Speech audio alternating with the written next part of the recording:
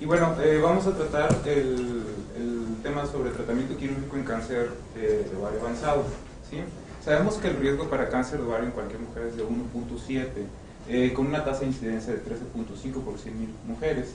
Y algo muy importante es que el 70% ocurre en mujeres posmenopáusicas. Esto les ofrece un riesgo de algunas otras morbilidades que pudieran tener estas pacientes. Y que el 80% de las muertes ocurren en pacientes mayores de 55 años. Y como bien sabemos, el cáncer es uno de los cánceres ginecológicos más letales, ¿sí? También la mayoría de los diagnósticos para cáncer de ovario se hacen en etapas avanzadas, etapas 3, etapas 4, ¿sí? Y bueno, aquí lo muestro, ¿sí? Aquí vamos a tomar como definición de cáncer epitelial de ovario avanzado a las etapas 3 y 4, que es en donde hay un poquito más de controversia en las cuestiones quirúrgicas y con oncología médica y demás, que corresponde aproximadamente al 75% de los cánceres epiteliales. Y como bien sabemos también, estas dos etapas, o en general el cáncer epitelial en etapas avanzadas, pues le da un mal pronóstico a estos pacientes, ¿sí? Y como les había mencionado, la mayoría se diagnostican, sobre todo las etapas avanzadas, en pacientes mayores de 60 años. Y bueno, conceptos quirúrgicos. Aquí sé que hay oncólogos médicos y que hay cirujanos. Digo, los cirujanos tienen bien claros estos conceptos, y obviamente también los oncólogos médicos. Sabemos que la cirugía estadificadora es generalmente la que se hace en etapas tempranas, cuando no se tiene todavía una etapificación como tal. Y sabemos que la etapificación en cáncer de ovario es quirúrgica. Tenemos el concepto de la citorreducción primaria, que esta se aplica obviamente también en etapas tempranas, pero sobre todo más para etapas avanzadas, en donde la intención es, sin haber recibido algún tipo de tratamiento por parte de oncología médica, tratar de quitar todo el tumor visible en la cavidad peritoneal. Tenemos la cirugía de intervalo, que es la cirugía que se hace posterior a la aplicación de quimioterapia. Generalmente son 3 ciclos, como sabemos, pero bueno, esto pueden ser más ciclos. Y la citorreducción secundaria, que la aplicamos únicamente para recurrencias. Bueno, aquí salió mal la imagen, pero bueno, básicamente esta foto que está así volteada es de Meigs. Meigs en 1934 le dio un papel muy específico a la citorreducción y dijo que las pacientes con cáncer de ovario se beneficiaban de una citorreducción. Obviamente desde el 34 hasta el 75 pues se pensó este concepto, pero no fue hasta que Griffiths lo expuso en un escrito como tal. ¿Y cuáles son los argumentos para hacer una cirugía citorreductora? Bueno, vamos a remover, la intención es remover la mayor cantidad de enfermedad.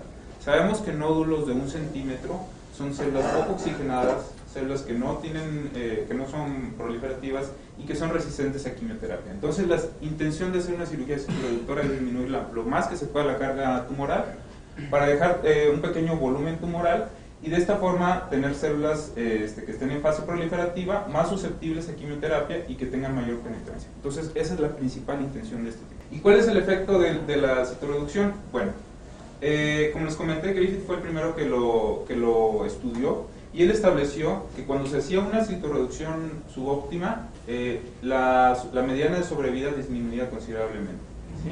Él comparó el tamaño tumoral de más de 0.5 hasta 1.5 con una mediana de 18 meses, y si era más de 1.5 de 11. Pero él también estableció que cuando no se dejaba enfermedad visible, la mediana aumentaba considerablemente. Y posteriormente se hicieron varios estudios en los cuales se vio que efectivamente cuando más óptima, vamos a poner así, sea la cirugía, vamos a mejorar la mediana de supervivencia de estas pacientes. Y bueno, ¿cuál es la mejor definición que tenemos? La GOG, por definición, establece que una citorreducción óptima es cuando el tumor residual que queda es menor de 1 centímetro. Subóptima es cuando es más de 1 centímetro.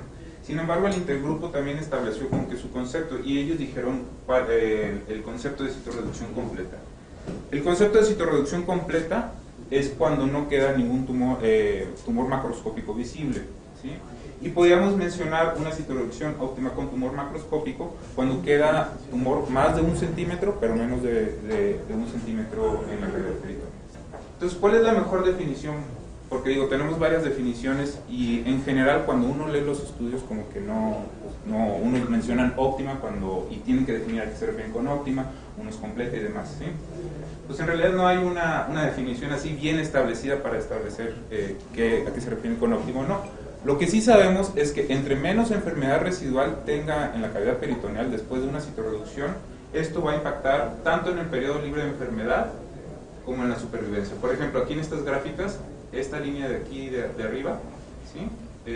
Nos muestran pacientes que se dejaron con una citorreducción R0, o sea, sin enfermedad macroscópica visible, en toda la cavidad, incluyendo pelvis, en comparación con los que se quedó algo de enfermedad residual, ¿sí?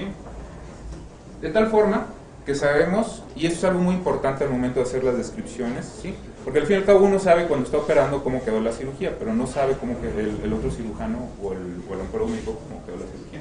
Entonces la descripción es súper importante. Es decir, pues no quedó enfermedad macroscópica o enfermedad visible, o quedaron nódulos de 1 centímetro o de 0.5 centímetros, o quedó subóptima con nódulos mayores de 1 centímetro. De los factores pronósticos vemos que de los más importantes es la presencia de enfermedad residual, ¿sí? Vemos HRs que alteran tanto el periodo libre de enfermedad como la sobrevida, pues más de 2 veces, ¿verdad? Y bueno, ¿cuáles son las tasas de citorreducción? Porque digo, tampoco no es así de que vemos la enfermedad y ya podemos quitar todo y demás, digo, los cirujanos bien lo saben. Tenemos tasas de citorreducción que van desde un 20% hasta un 50% o incluso más. Por ejemplo, en los estudios de la GOG, las tasas de citorreducción van hasta casi un 80%, ¿sí?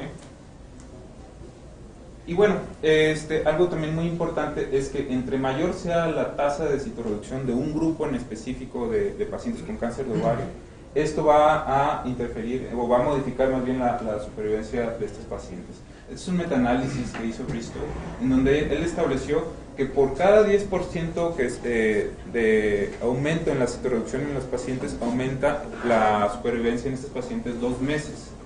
De tal forma que, por ejemplo, cuando tenemos una citorreducción en un 22% más o menos de la población, tenemos una supervivencia de un 25%. Pero si lo aumentamos a un 75% aproximadamente de porcentaje de citorreducción en una población, la mediana de supervivencia aumenta hasta un 34%. Y digo, si se obtiene un 100%, obviamente aumenta mucho más la mediana de supervivencia, ¿sí? Y ahora, hablando de lo que usted mencionaba, de la cuestión de la citorreducción, que hasta dónde, cómo, demás, ¿sí? Tenemos procedimientos o citorreducciones relativamente sencillas y otras que son un poquito más complejas. Y uno dice, ¿hasta dónde vamos a ir? ¿Sí? O sea, ¿qué tanto podemos quitar además? Este es un estudio que hizo Chi, que bueno, me imagino que los cirujanos saben quién es Chi, es un promotor de la cirugía primaria, ¿sí? Y él básicamente comparó 2 grupos, pacientes que se les hacía cirugía que no era ultrarradical, ¿sí? Y pacientes que se les hacía una cirugía ultrarradical. Así la definió él, digo, porque también él es medio así, decir que él puede todo y demás. Entonces él dijo como que era ultrarradical una cirugía que incluía la disección del peritoneo diafragmático, incluía esplenectomías, pancreatectomías, resecciones hepáticas, colecistectomías, ¿sí? De hecho, este es el grupo de los pacientes que se les hizo este tipo de cirugía, ¿sí? Y vemos que la mayoría 16 pacientes de 70 se les hizo stripping del diafragma, ¿sí? Y obviamente en cuanto al tipo de procedimiento que no era ultrarradical, bueno, pues eran similares los grupos. Y analizó las características clínicas, patológicas y demás eran similares entre los 2 grupos. Y él estableció que efectivamente cuando uno hace una cirugía ultrarradical, tenemos tasas de citorreducción mayores en comparación con los pacientes que no se hacen una cirugía ultrarradical. O sea, es algo lógico, que entre más agresivo seas, mayor porcentaje de citorreducciones óptimas vas a tener. Sin embargo, obviamente uno se tarda más, o sea, pues, tiene que ser más juicioso, tiene que tratar de conservar los órganos que uno quiere que no salgan dañados, hay mayor sangrado efectivamente. Sin embargo, él pues, tuvo la misma tasa de complicaciones de los procedimientos ultrarradicales versus los que no, con una misma estancia intrahospitalaria. Entonces él dijo, hay que procurar ser más agresivos en la cirugía primaria. Y él lo justificó, bueno, aquí igual salió la gráfica volteada, pero él lo justificó de esta forma. Él, en su grupo de pacientes, esta es la curva de pacientes que tuvieron su cirugía antes del 2000, y estos son los pacientes que tuvieron su cirugía después del 2000, en donde este grupo de pacientes las cirugías eran más agresivas. Y él dijo, ¿sabes qué? Pues me salió que es más, que mejora la supervivencia en estos pacientes de un 35% a un 47%, siendo estadísticamente significativo. Entonces pareciera que entre más agresivo es uno, esto va a modificar el pronóstico de los pacientes para bien, ¿sí? Y bueno, posteriormente siguieron haciendo estudios en donde efectivamente entre mayor agresivo, o entre más agresivo es uno en la cirugía, mayor la sobre de estos pacientes. Y esto ha ido modificándose con el tiempo. Vemos que, por ejemplo, antes de los 90s, o entre los 80s y los 90s, el cirujano no era tan agresivo, o el ginecólogo no era tan agresivo. Conforme han pasado el tiempo, pues se ha visto que han hecho procedimientos un poquito más radicales, ¿sí? Y que esto ha tenido un impacto en la supervivencia de estos pacientes. Ahora, ¿de qué depende de que pueda hacerse una citorreducción óptima? O un R0, o sea, sin tumor macroscópico. Obviamente depende de la destreza del cirujano, ¿sí? Los cirujanos que son muy capaces y pueden pues sin problema hacer este tipo de cirugía. Depende del centro, o sea, no es lo mismo hacerlo a lo mejor en un hospital de segundo nivel que en un hospital de primer nivel, ¿sí? Y obviamente la experiencia del equipo, ¿sí? O sea, el equipo incluye enfermería, incluye pues, todo lo que es los ayudantes y demás, ¿sí? Y esto es algo que también ya se ha comprobado. Por ejemplo, en este estudio se analizaron centros que trataban el cáncer de ovario con citorreducciones y vieron que en los pacientes que tenían más de 20 procedimientos al año, las tasas de supervivencia eran mejores en estos pacientes que en los pacientes que tenían menos de 20 procedimientos. De tal forma que ellos establecieron que obviamente la experiencia influía en estos pacientes para la sobrevida. Entonces sabemos con esta información que idealmente a la paciente hay que dejarla sin tumor residual visible, ¿sí? El problema es cuando tenemos pues, mucha carga tumoral, ¿sí? En toda la cavidad y que no es posible hacer la resección completa de todo. Para esto, pues hay que predecir qué pacientes son posibles llevar a hacer R0, ¿sí? Antes de operarlos, que eso sería lo ideal. Entonces hay que hacer una evaluación primaria. Y todas las guías establecen que la evaluación primaria debería hacerse por un ginecólogo oncólogo o un cirujano oncólogo con experiencia ginecológica. Y de la misma forma, esto impacta en la supervivencia de los pacientes. Lo primero que hay que establecer es que la paciente sea operada, o sea, que no influya que no tenga alguna morbilidad que haga que la cirugía no se pueda hacer o que aumente su mortalidad o su morbilidad perioperatoria. Y evidentemente la edad avanzada tiene que ver, múltiples condiciones crónicas como hipertensión, hipotiroidismo, las que ya conocemos, que tenga un bajo estado nutricional, la presencia de ascitis, presencia de trombosis o un mal estado funcional, ¿sí? Entonces eso es lo primero que hay que evaluar. Si la paciente se puede operar porque no tiene alguna de estas condiciones, obviamente no hay que ser categóricos de que nada más por una ya vamos a decir ya no la podemos operar. Digo, hay que evaluar a la paciente, se evalúa a la paciente. Entonces ya procedemos a hacer la evaluación, ¿sí? Y bueno, tenemos marcadores tumorales, estudios de imagen o índices predictivos. Sabemos que el marcador tumoral que más se utiliza para cáncer de ovario, sobre todo para el avanzado, es el CA125. Y este es un estudio en donde se midió el CA125 y se estableció como un predictor para citorreducción óptima. Ellos evaluaron diferentes cantidades o diferentes niveles de CA125 con distintas sensibilidades y especificidades y establecieron como 500 el valor de corte para establecer cuál era la mejor cantidad de CA125 y ver si era posible hacer una citorreducción óptima o no. Y ellos vieron que cuando eran menores de 500 tenían un 76% de citorreducción óptima versus un 24% de su óptima. Y cuando eran más de 500, un 32% versus un 68%. Sin embargo, también hay gente que ha establecido que a lo mejor no es el mejor predictor. Por ejemplo, este es un estudio en donde igual se analizó el CA125, eran pacientes con cáncer epitelial de ovario avanzado, en donde cerca de un 80% de los pacientes fueron llevados a tumor menos de 1 centímetro. Y al momento de analizar los niveles, no se vio que hubiera una diferencia en cuanto a la cantidad de enfermedad residual, ¿sí? Sin embargo, sí se vio una diferencia con el nivel de CA125, sí había enfermedad en lo que es arriba del abdomen, ¿sí? O sea, la cúpula diafragmática, como dice la doctora, si había cerca del estómago, en hígado y demás, ¿sí? Cuando son valores mayor de 500, generalmente el 50% de los pacientes van a tener enfermedad arriba de la pelvis. Cuando es menos de 500 es el 27%. Sin embargo, no sirvió para predecir si era posible hacer una citorreducción óptima con esto o no, ¿sí? Luego tenemos estudios de imagen. La evaluación con la imagen es fundamental en cáncer epitelial ovario, sobre todo cuando sospechamos de una etapa avanzada. También nos ayuda para el tipo de abordaje que vamos a hacer y para la planeación quirúrgica. Las guías recomiendan pedir una tomografía con contraste de abdomen y pelvis, y si es posible también una tomografía de tórax, aunque con la radiografía puede ser suficiente. Y bueno, hay muchos modelos predictivos que están descritos con estudios de imagen. Nada más voy a mostrar algunos ejemplos. Este, por ejemplo, es un modelo predictivo elaborado por Bristow, en donde midió varios parámetros, como la presencia de nódulos en mesenterio, en intestino, en hígado y demás. A cada uno le dio una puntuación y también estableció su precisión diagnóstica. Y posteriormente estableció como valor de corte 4, en donde cuando hay 4 o más, no se obtiene o sea, en todas las pacientes no se va a poder obtener una citorreducción, ¿sí? Este es otro modelo realizado por Axtel. En su análisis univariado, igual midió varios parámetros, y en su análisis univariado ellos encontraron que la enfermedad diafragmática mayor de 2 centímetros, que volvemos a lo mismo que decía la doctora, y los implantes mesentéricos influían para poder realizar una citorreducción óptima o no, ¿sí? Posteriormente hizo un análisis multivariado para establecer los riesgos combinando estas dos variables. Y evidentemente, si tenía las dos, pues aumentaba el riesgo hasta 9 veces el no poder hacer una citorreducción óptima, a diferencia de que si no presentaba las dos.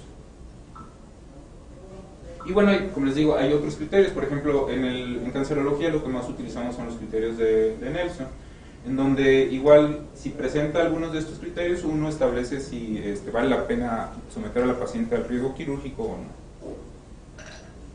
Y bueno, también tenemos modelos predictivos transquirúrgicos. Y esto básicamente lo que van a hacer es evaluar la complejidad de la cirugía para establecer si vale la pena o no someter al riesgo a la paciente. Y tenemos pues dos abordajes, que es la laparotomía y la laparoscopía. En cuanto a la laparotomía, igual hay muchos modelos predictivos. Tenemos, por ejemplo, el índice de carcinomatosis de Sugar-Baker, que en ocasiones también lo utilizamos para cáncer de ovario. Tenemos el de Aletti, el de Eisenkopf y el de Fagotti, que en este nos vamos a centrar un poquito más adelante. Bueno, hablando específicamente del de Fagotti, porque también es el que más utilizamos allá en cancerología, básicamente lo que hacemos es una laparoscopía diagnóstica para establecer qué tanto riesgo tiene la paciente de que sea subóptima la cirugía. Y estos son los criterios: carcinomatosis peritoneal, mental K, carcinomatosis diafragmática, retracción en el mesenterio, infiltración al intestino, infiltración al estómago o metástasis hepáticas. Y de la misma forma midió la precisión de cada una de estas para establecer cuáles eran la sensibilidad, especificidad y demás. Y posteriormente ya estableció un índice para establecer la citorreducción, en donde ella tomó el valor de corte de 8 o más para predecir si era posible hacer una citorreducción o no. Con este valor de corte, cuando tienen 8 o más, ninguna paciente se puede citorreducir según este estudio, ¿sí? Que más adelante vamos a ver algunas otras consideraciones. Y básicamente lo que se describe, y de hecho este abordaje por laparoscopía lo usan en el MD Anderson. Se hace la laparoscopía diagnóstica, en donde entran dos cirujanos, cada uno establece el nivel de puntuación, ¿sí? Si es contando con todos estos criterios, y si los dos están de acuerdo que es menor de 8, se hace ya la laparotomía para hacer la citorreducción. Si los dos están de acuerdo que es más de 8, en ese momento se toma la biopsia, ¿sí? Y se va a la paciente a una quimioterapia neoadyuvante. Si están en desacuerdo, le hablan a un tercer cirujano. Y ya dependiendo de lo que diga el tercer cirujano, ya se establece si se hace la laparotomía o no. Y aquí lo interesante es que la laparotomía citorreductora, dependiendo del caso, no la hace el primer cirujano de esta cirugía.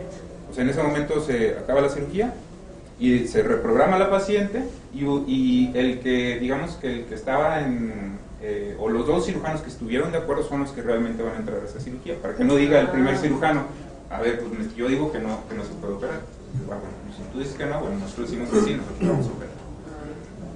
Es el protocolo que siguen allá en el MD Anderson. ¿Y el nuestro? Presúmelo también. Nosotros hacemos algo similar. Nosotros también, a todas las pacientes en donde creemos que por imagen se pueden citorreducir, las sometemos a una laparoscopía y se hace el índice de Fagotti. Hacemos el Fagotti y Fagotti modificado. Dependiendo de ahí es del escrito, porque bien saben que ahí pues está el escrito y entran los residentes con nosotros. Dependiendo de la puntuación que le dé el escrito, bueno, ya se establece si se hace la laparotomía para tratar de citorreducirlo. Que de hecho es lo que hacemos allá en cancerología. Y bueno, aquí nada más les mostré estas comparaciones de los distintos índices para ver pues los porcentajes de citorreducción que se lograban en estos pacientes, dependiendo de la puntuación que se hacía. Algo interesante es que estos índices nos ayudan mucho para ver el porcentaje de complicaciones. De tal forma que entre mayor sea el índice, pues obviamente aumenta la cantidad de complicaciones. Y bueno, ya después también en este estudio en particular, en donde se compararon todos los índices, se hizo una curva ROC para ver cuál era mejor, cuál índice era más predictivo, vamos a ponerlo así. Y bueno, no encontraron que alguno de ellos fuera mejor, o sea que ya dependía de la experiencia del centro o del cirujano para tomar en cuenta alguno de estos índices para su práctica en cuanto a la citorreducción. Entonces, ¿qué evaluación usar? Bueno, lo que les comenté, no es un método ideal para predecir la posibilidad de predecir una citorreducción R0. Va a depender de la experiencia del médico evaluador, o sea, el que hace la primera evaluación antes de someter a la paciente, de la experiencia del oncólogo quirúrgico y obviamente de los recursos. Obviamente, si no hay laparoscopía, pues no va a funcionar ahí este método. Y bueno, ¿qué opciones existen si no es posible llevar una citorreducción sin tumor macroscópico? Y bueno, aquí todas las guías estamos de acuerdo que dicen lo mismo, tanto la NCCN, el ASCO, SMEO, incluso el consenso de aquí de México, es que si no es posible llevar una citorreducción a estos pacientes, hay que darles quimioterapia neoadyuvante. La intención de la quimioterapia neoadyuvante es poder llevar a una citorreducción óptima a estos pacientes sin cambiar la sobrevida ni el periodo libre de enfermedad y disminuir la tasa de complicaciones y el retraso de quimioterapia. Pero entonces, ¿qué es mejor? ¿Cirugía citorreductora primaria, o sea, antes de la quimio? O bien dar quimioterapia neoadyuvante y luego cirugía de intervalo. Aquí es donde hay un poquito de controversia, a lo mejor la doctora va a dar algunos comentarios, ¿sí? El primer ensayo clínico, me voy a centrar nada más en los ensayos clínicos, porque obviamente sabemos que son los que dan más evidencia o evidencia más contundente en cuanto a la información científica. El primer ensayo clínico es el realizado por Bergot. Fueron varias instituciones que participaron en este centro. Este es el modelo, ¿sí? Eran pacientes con cáncer de ovario, salpingeo o cáncer peritoneal en etapas 3C o 4. Hubo dos brazos, unas pacientes que fueron sometidas a citorreducción primaria, posteriormente se les daba 3 ciclos basada en 3 ciclos de quimio. Si tenían todavía enfermedad, bueno, se les hacía una cirugía de intervalo, pero obviamente si no tenían enfermedad, pues ya si quedaban como R0 se les completaba los 6 ciclos. Y el otro grupo era con quimio neoadyuvante, 3 ciclos, posteriormente la cirugía de intervalo y ya luego los 3 ciclos. El objetivo principal fue medir la supervivencia global y como secundario también midieron periodo libre de enfermedad, la calidad de vida y complicaciones. Eran pacientes que se reclutaron entre el 98 y el 2006. En total fueron 718 pacientes de 60 instituciones, con una mediana de reclutamiento de 5 pacientes, ¿sí? O sea, en general el 50% de los institutos reclutaron 5 pacientes. Fueron algo también muy importante, como fue un estudio de no inferioridad, se requirieron 498 eventos, o sea, de muertes, para poder hacer el análisis final y darle un poquito más de peso al estudio, ¿sí? Y la mediana fue de casi 5 años, la mediana de seguimiento. La mayoría eran pacientes con cáncer de ovario, con un buen estado funcional, cirrosis papilares y etapas 3C. Y algo aquí en donde empieza ya el estudio como que tener algunos asegúnes. Si comparamos el tamaño de las metástasis del grupo de cirugía primaria versus el grupo de quimioterapia neoadyuvante, cuando eran metástasis mayores de 10 centímetros, al momento de la aleatorización, en el grupo de cirugía primaria había 39% y en el de quimio neo 41%. O sea que podemos decir que estaban balanceados, ¿sí? Sin embargo, al momento de someter a los pacientes a cirugía, vemos que en el grupo de cirugía primaria aumentó un 61.5%, ¿sí? O sea, de aquí a aquí pasó muy poquito tiempo, digo, pasa generalmente en estos estudios un mes o menos, desde que se hace la lectorización a que se operan los pacientes. Aquí evidentemente esperábamos una disminución porque pues, se les aplicó quimioneoadjuvancia a estos pacientes. Si analizamos en tumores mayores de 5 centímetros, la lectorización del grupo de cirugía primaria fue de un 66%, ¿sí? Que es equiparable ya al 74%. Entonces, como que hay ahí un gap entre tumores, bueno, de hecho, en tumores mayores de 5 centímetros hasta 10 centímetros, ¿sí? No hay una concordancia en cuanto al diagnóstico de este grupo. Ajá, pero ¿cuál fue el problema? Que no coincide esto, doctora. O sea, estás pensando que tú tienes más pacientes con tumores más pequeños cuando en realidad tienes pacientes con tumores más grandes. En el grupo de cirugía primaria. En el grupo de cirugía primaria había tumores más grandes. De los que se pensaba. De los que se pensaba. Un porcentaje mayor, casi el doble. Pues eso les convenía a ustedes, ¿no? No, entre más grande, más difícil es la... Sí. Pero bueno, ahorita hay otras cuestiones ahí, doctora. Al momento de hacer el análisis con intención de tratar, ¿sí? El análisis de intención de tratar, como bien sabemos, es lo que está más adecuado al contexto clínico, a diferencia del que es por protocolo. En la intención por tratar, vemos que no es inferior la quimioterapia neoadyuvante a la citorreducción primaria, con 29 meses en la supervivencia versus 30 meses y 12 meses versus 12 meses en periodo libre de enfermedad. Sin embargo, al momento de hacerlo por protocolo, vemos que ya empieza a haber algunas diferencias, ¿sí? Que bueno, ellos reportaron que no eran estadísticamente significativas en cuanto a la sobrevida.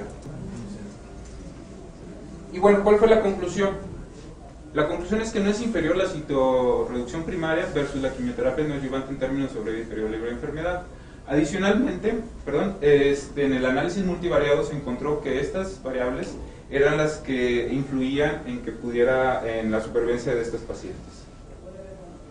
Asimismo, las pacientes que fueron sometidas a la citorreducción primaria tenían mayor tasa de muerte posoperatoria, mayor hemorragia, mayor tasa de infecciones, y también algo muy importante es que la citorreducción óptima definida como menos de 1 centímetro se obtuvo con más frecuencia en pacientes que se les hacía la cirugía de íntegro, o sea que había recibido la quimio, y que no había diferencia tampoco en la calidad de vida en ambos grupos. Entonces hasta aquí uno puede decir, bueno, pues conviene dar más la quimioterapia neoadyuvante porque disminuye sus tasas de complicaciones con una misma supervivencia y un mismo periodo libre de enfermedad, y adicionalmente aumentas la tasa de citorreducción.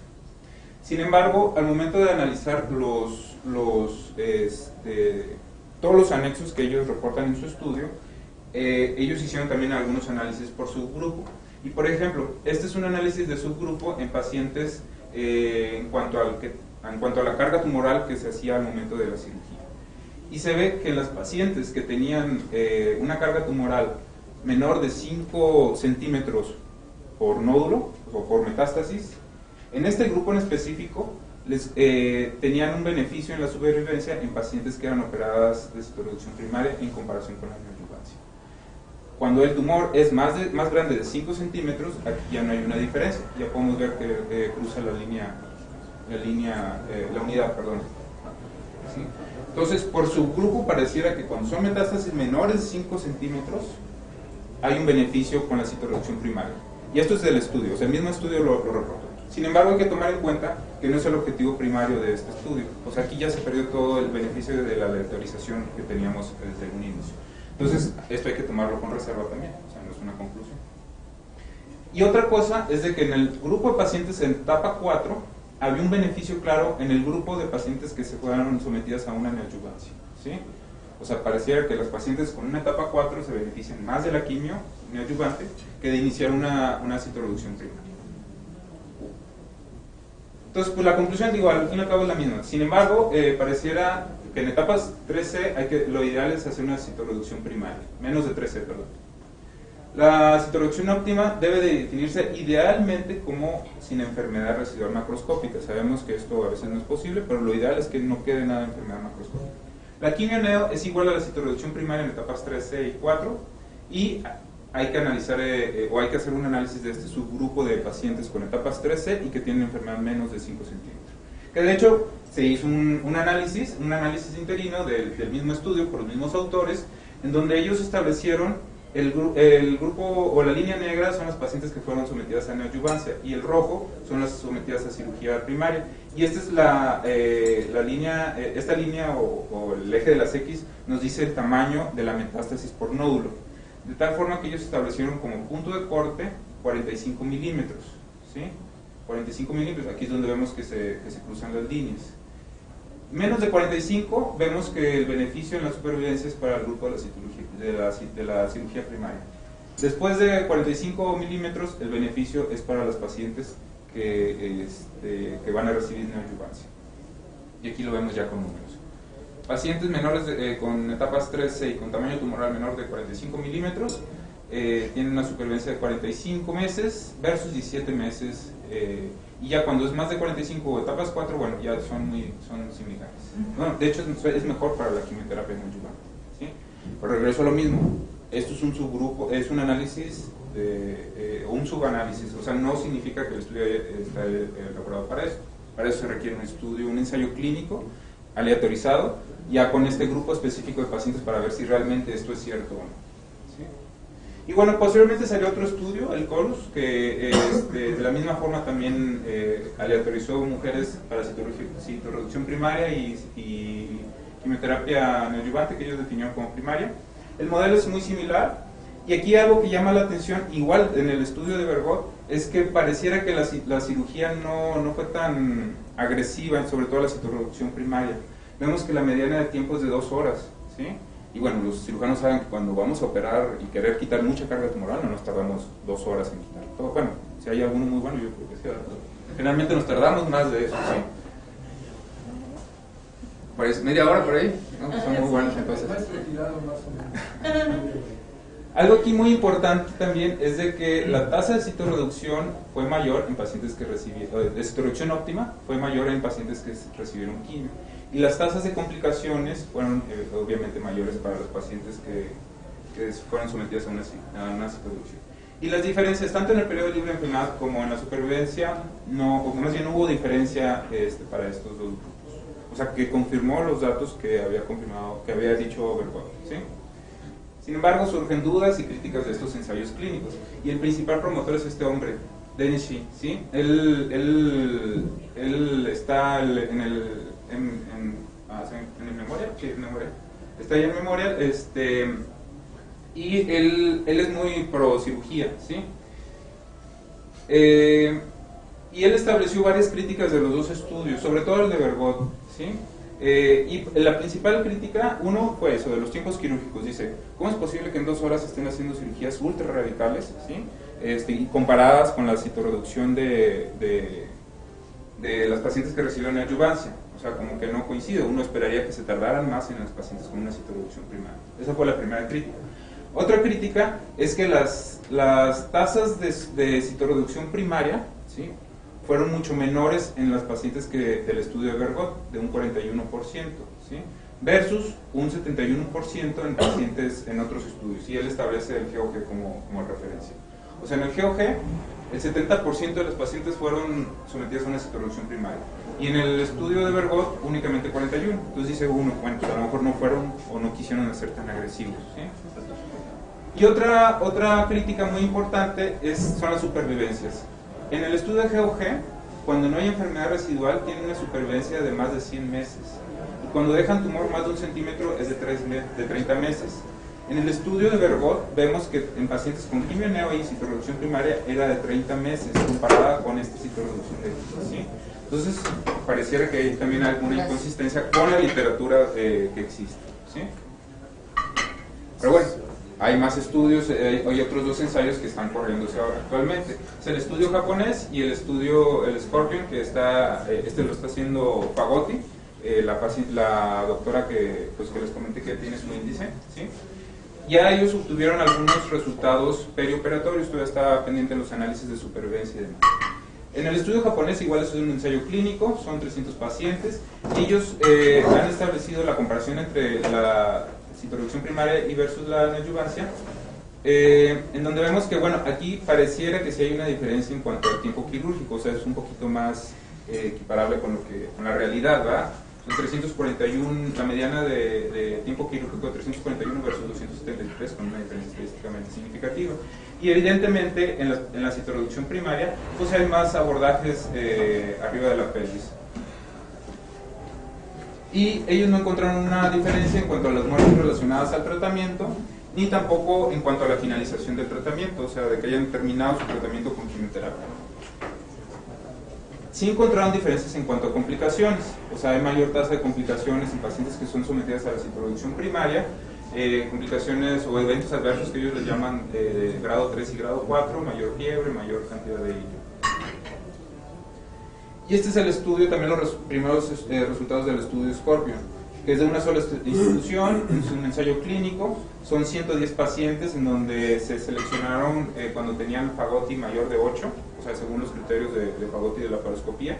Esta es una fuerte crítica para este estudio, porque de 250 pacientes que tenían inicialmente, se seleccionaron hasta 110 pacientes debido a estos criterios de exclusión. Fagotti menor de 8, o sea, son pacientes que son relativamente difíciles de citorreducir, pero que tuvieran menos de 12. Y esto también, si había retracción en el mesentero por la laparoscopía, pues ya no, o sea, se excluía a la paciente del estudio. Y estos son los resultados preliminares. Hubo una mayor tasa de complicaciones tempranas en el grupo de pacientes que se sometieron a la citorreducción primaria, también una mayor tasa de complicaciones tardías y, sin embargo, y además, en el grupo de quimioterapia neoadyuvante obtuvieron una mejor calidad de vida. Sin embargo, aquí igual los tiempos quirúrgicos y el tipo de cirugía y la complejidad y demás era mayor para el grupo de citorreducción primaria. Entonces, ¿qué conclusiones podemos saber? Actualmente, con la evidencia que tenemos, sabemos que la quimioterapia neoadyuvante no es inferior a la citorreducción primaria, ¿sí? Sabemos que tienen críticas los ensayos que hay ahorita, pero esta es la evidencia que tenemos ahorita.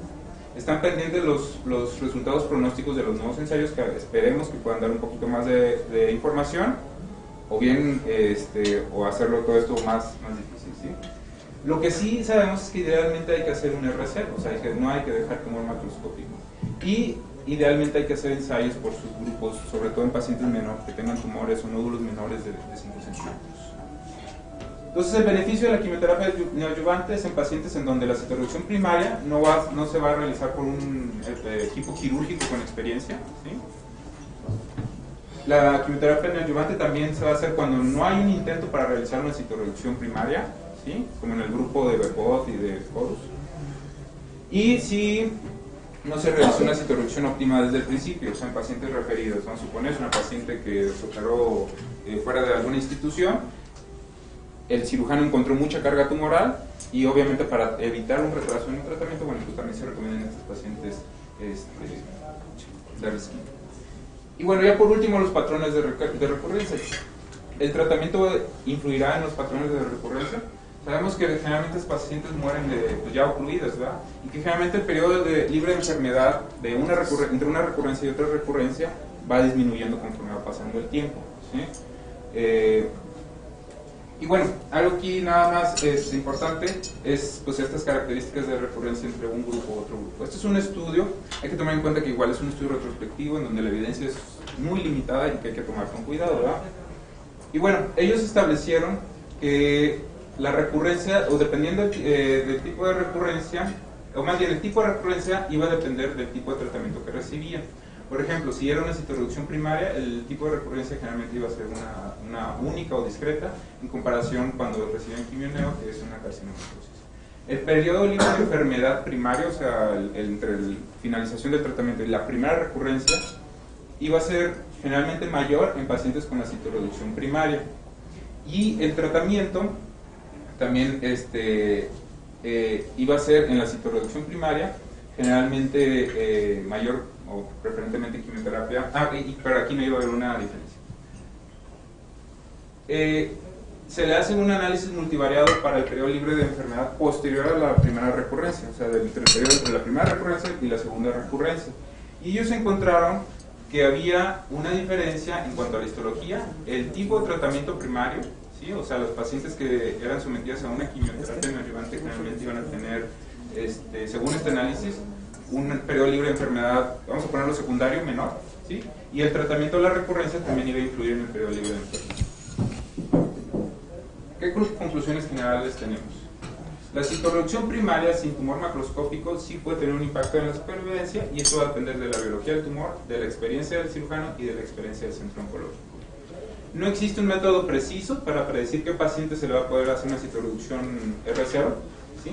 Sin embargo, sí son de utilidad, y eso va a depender mucho de la experiencia del centro y del cirujano y del equipo, ¿sí?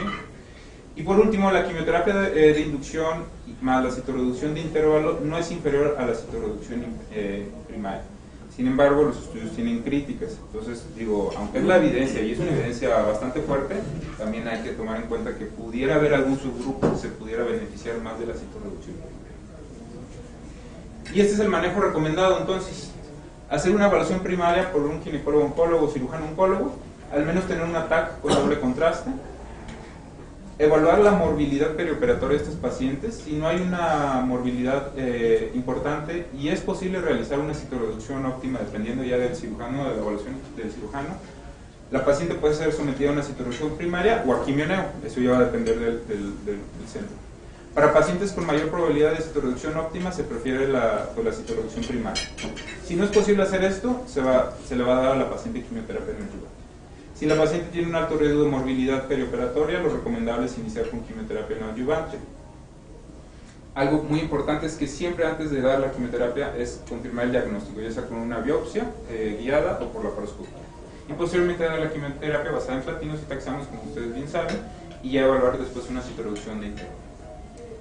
Es todo. Gracias.